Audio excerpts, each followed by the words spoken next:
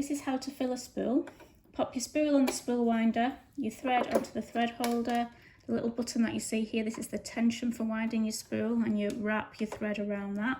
From the back of the spool, you wrap your thread round in a clockwise motion.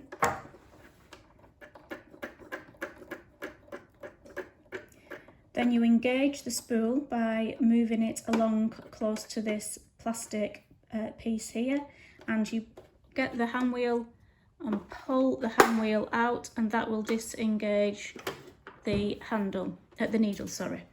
You then press on your foot pedal on the floor and you fill your spool.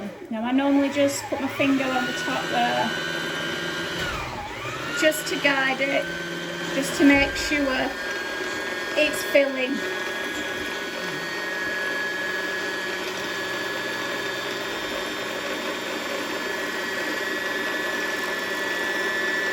And that sometimes it can be baggy, you see.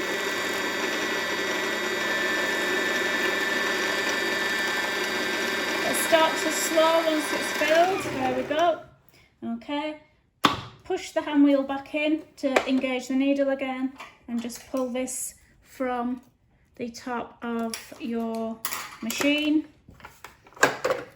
And then we take out from here the spool case,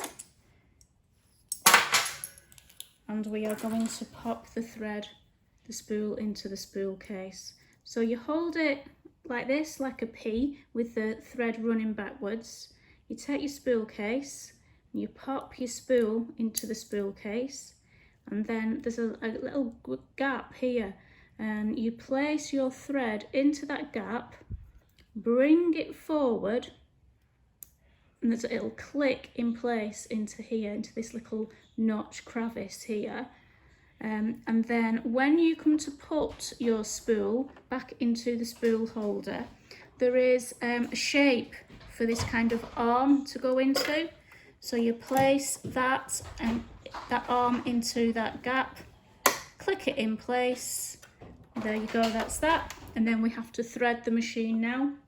So we follow the numbers and the arrows. It's a bit dirty up there. So there's number 1, and we go underneath number 1, down to number 2, which is up, back up, under and up. Number 3 can sometimes be hidden, so there is a lever, the take-up lever, that hides itself. So you turn the hand wheel at the side to the right of the machine, and you hook your thread under the lever, that's number 3, down to number 4, and there's a hook there, and then the smaller hook there near the needle.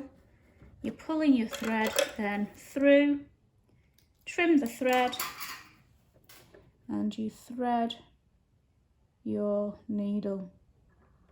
Okay, then you need to pick up the bottom thread.